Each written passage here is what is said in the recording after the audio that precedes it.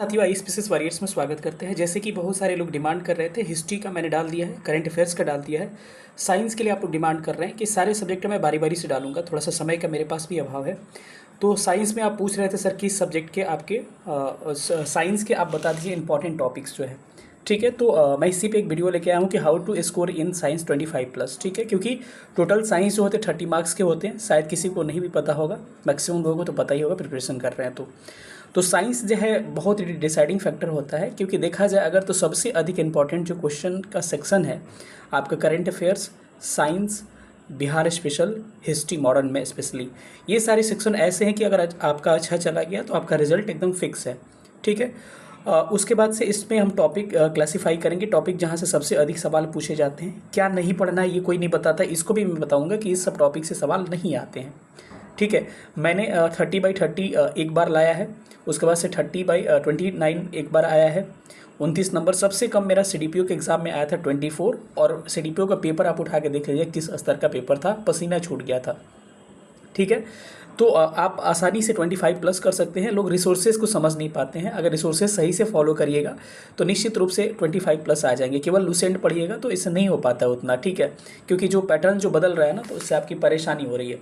तो चलिए सबसे बड़ी बात है कि हम लोग कुछ लोगों का कमेंट्स था उस पर बात कर लेते हैं। देखिए 99.9% लोगों का कमेंट्स पॉजिटिव है, लेकिन कुछ ऐसे असामाजिक तत्व होते हैं जिनको हर चीज़ से प्रॉब्लम होती है, पता नहीं किस चीज़ से प्रॉब्लम होती है। अच्छा बताइए, एक आज तक मैं बोला हूँ इस पर कि मेरा पेड कोर्स अभी ले लीजिए, एक पैसा आज तक मैंने डिमांड किया है किसी से? बताइए, इंसान खुद फ्री ऑफ कॉस्ट, कहीं आप इंस्टीट्यूट में जाइए जो 1,50,000 दे रहे हैं उनको तो कोई नहीं बोलने जा रहा है। फ्री ऑफ कॉस्ट सारा कंटेंट आपको मैं दे रहा हूँ, उसके बाद भी कमेंट आ रहा है कि अपने चैनल का, अपने वीडियोस का बार बार प्रमोशन कर रहा है। अरे भाई, मैं बोल रहा हूँ बार बार कि घटना ये बुक फॉलो करो, अगर इसको शॉर्ट में चाहते हो तो वीडियोस को देख लेना, 1 घंटे में तुम्हारा काम हो जाएगा। तो ऐसे लोग हैं, आप क्या कहिएगा, इन लोगों का कोई ठीक नहीं है। अगर ऐसे हैं तो भाई वैसे आप चैनल से चले जाइए, अनसब्सक्राइब कर दीजिए, आप जैसे मुझे सब्सक्राइबर नहीं चाहिए। ठीक है, क्योंकि ईमानदारी से इंसान काम करता है। मुझे 1% 0.1% भी निगेटिव कमेंट्स करने वाले पसंद नहीं है, क्योंकि काफ़ी मेहनत से मैं काम करता हूँ जो काम करता हूँ। तो चलिए उन सब लोगों पे हम क्या बात करें, ये सब बातें हैं, इस पे हम बात लगातार आपको हम रेगुलर वीडियोस वगैरह भी दे रहे हैं, हर चीज़ दे रहे हैं। एक पैसा मैंने आज तक डिमांड आपसे नहीं किया है और शायद भविष्य में कभी डिमांड मैं नहीं करूँगा। ठीक है, इसका मैं वादा कर रहा हूँ। और कोई फ्री ऑफ कॉस्ट पे इतना अच्छा कंटेंट, अपना मेहनत, टाइपिंग वोपिंग का सारा कॉस्ट वगैरह मेरा लगता है, लेकिन फिर भी मैं एक पैसे का डिमांड नहीं करता हूँ। ठीक है, फिर भी कुछ लोग ऐसे, भाई आपको नहीं करना है तो मत करिए ना, आपसे कोई ज़बरदस्ती थोड़े कर रहा है। कई लोग कह रहे हैं कि इतना बता रहे हैं कि इतना तो पढ़ेगा तो कोई निकाल लेगा। अरे भाई सुन लो, अगर उतना नहीं कर सकते तो तुम्हारा नहीं होगा, लिख के रख लो। अगर वैसा रहता ना तो सब कोई कर लेता। वही याद आता है लाइन मुझे चंद्रगुप्त मौर्य वाला, कि जब बोले कि तुम्हारी प्रेमिका को छोड़ के जाना है तो क्या बोले, वो चाणक्य जो थे, बोले कि अगर ज़िंदगी में सब कोई अगर सेक्रीफाइस अगर नहीं करता, अगर राजा बनने के लिए इतनी सेक्रीफाइसेस नहीं करने होते तो ज़िंदगी में सब कोई राजा होता दुनिया में।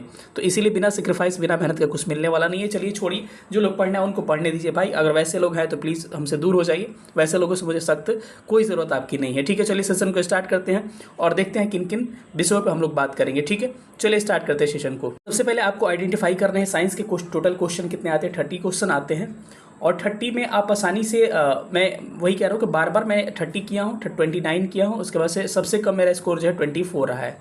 ठीक है, तो आसानी से आप भी कर सकते हैं, क्योंकि प्रश्न का स्तर काफ़ी ज़्यादा था, तो 24 था। आसानी से आप 25 तो आराम से आप साइंस में कर सकते हैं। ठीक है, अब फिजिक्स में जो है सबसे ज़्यादा सवाल जो पूछे जाते हैं फिजिक्स के पूछे जाते हैं, लगभग 10 से 12 सवाल फिजिक्स के पूछे जाते हैं। तो वेटेज भी देख लीजिए, अगर प्रीवियस ईयर नहीं देखा होगा आपने तो मैं बता दे रहा हूँ।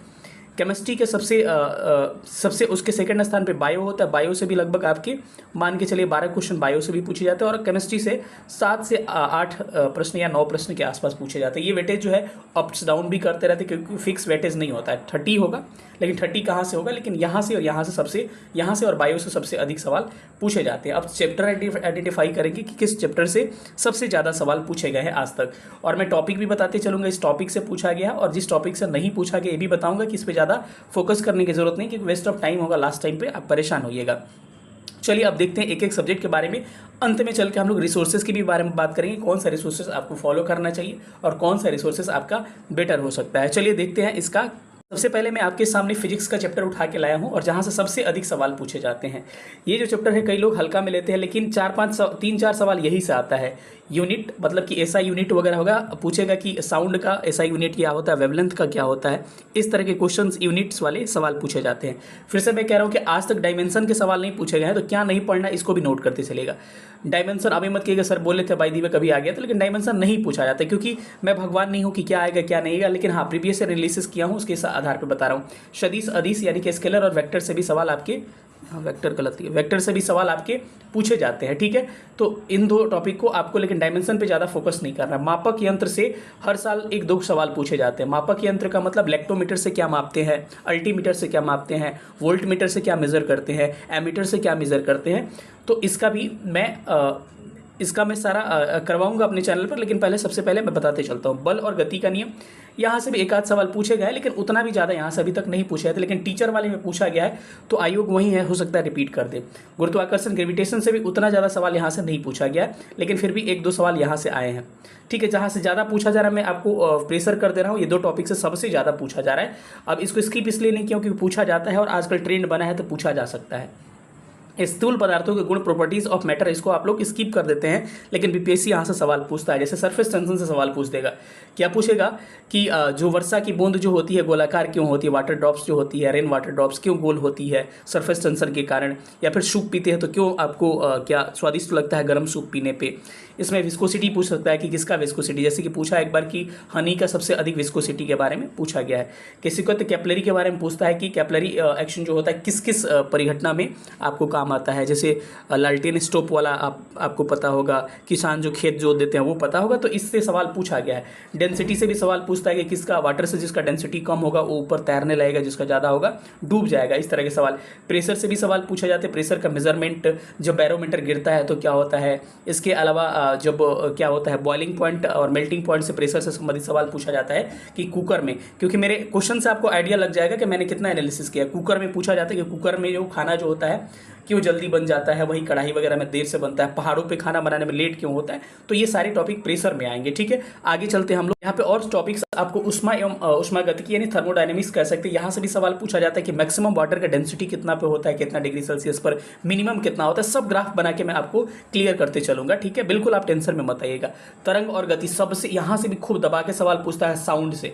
हर साल 1-2 सवाल साउंड से पूछे जाते हैं बीपीएससी प्रीलिम्स में। ठीक है, लाइट से सबसे अधिक 3-4 सवाल लाइट से ही पूछे जाते हैं, तो इसको भी ध्यान रखिएगा, लाइट बड़ा इंपॉर्टेंट है। और विद्युत धारा इलेक्ट्रिसिटी से भी एक आध सवाल पूछा गया है, उतना नहीं। नाभिकीय भौतिकी न्यूक्लियर फिजिक्स से भी सवाल पूछा जाता है कि न्यूक्लियर फिजन, न्यूक्लियर फ्यूजन, नाभिकीय संलयन, विखंडन, परमाणु बम में क्या यूज़ करते हैं, हाइड्रोजन बम में क्या यूज़ करते हैं, और थोड़ा बहुत मिसलेनियस टाइप के सवाल भी पूछे जाते हैं। अगर केमिस्ट्री की बात किया जाए तो केमिस्ट्री में परमाणु संरचना, अंतिम में देखेंगे बुक रिसोर्सेज के बारे में। परमाणु संरचना, एटॉमिक स्ट्रक्चर सबसे इंपॉर्टेंट टॉप, बीपीएससी का सबसे favourite topic atomic structure. Atomic structure से लगातार सवाल पूछता है कि आइसोटोप्स क्या होता है, आइसोबार क्या होता है, समभारिक क्या होता है, समस्थानिक क्या होता है, कितना इलेक्ट्रॉन इतना प्रोटॉन तो फिर न्यूट्रॉन की संख्या ज्ञात करें। इस तरह के सवाल लगातार पूछे जाते हैं। अम्ल क्षार लवण यानी एसिड बेस साल्ट से भी लगातार सवाल पूछा जाता है, पीएच वैल्यू दे देता है।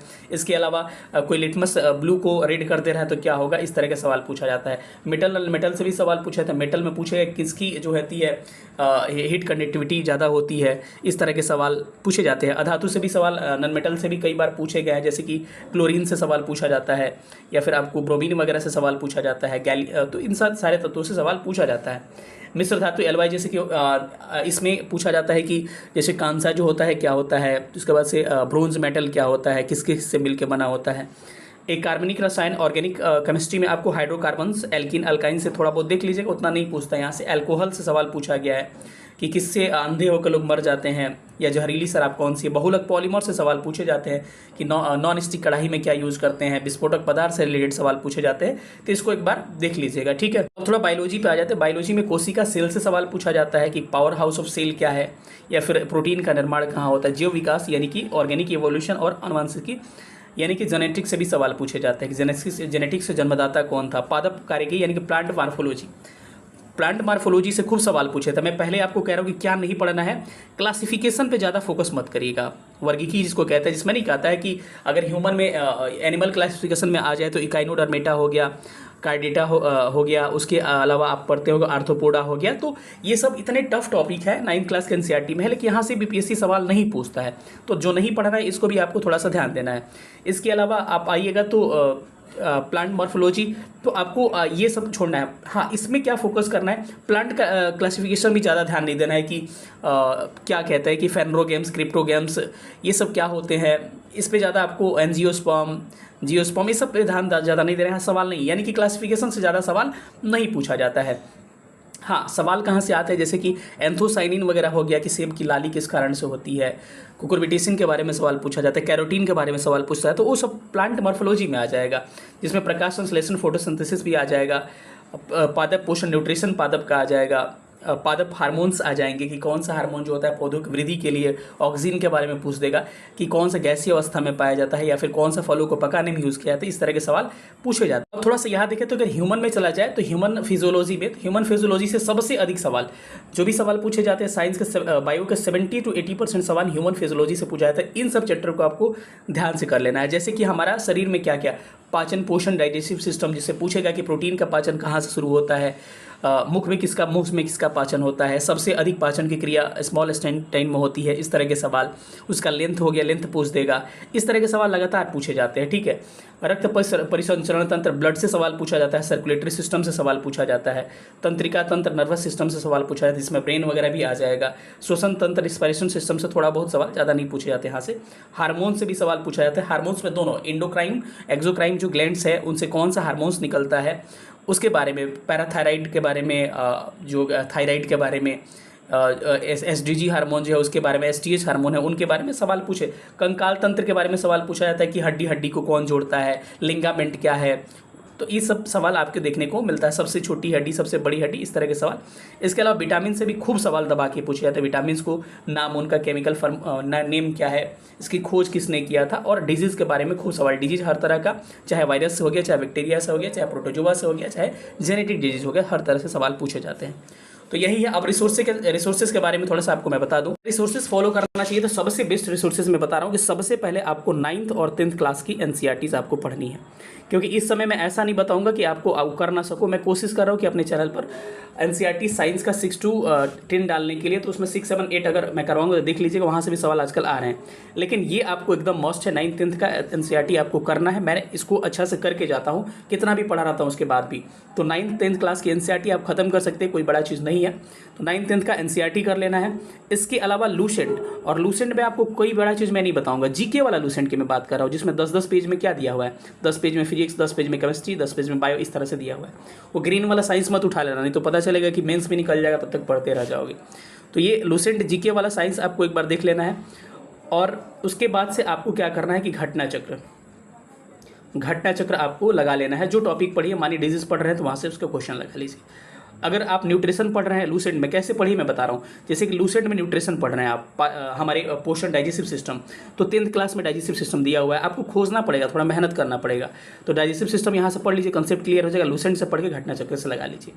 और मिसलेनियस टाइप का क्वेश्चन करना चाहते हैं, जिससे आसान सवाल गलत ना हो, तो उसके लिए आपको स्पीडी रेलवे एक आती है, तो मैं उसको प्रेशर से मत पढ़ेगा। जब समय मिलेगा 2-4 पेज, जब पढ़ने का मन नहीं करा 2-4 पेज उठाए पढ़ लिए। उससे फ़ायदा क्या होता है कि जितने ए और बी ऐसे सवाल जो गलती होते कि ये होगा कि बी होगा, रिवीजन के वजह से, तो वो सवाल गलती नहीं होंगे। जितना पॉपुलर सवाल होते हैं, आसान सब कुछ उसमें कई बार रिपीट किया हो रहता है, तो एग्जाम में गलती होने की संभावनाएं नहीं है।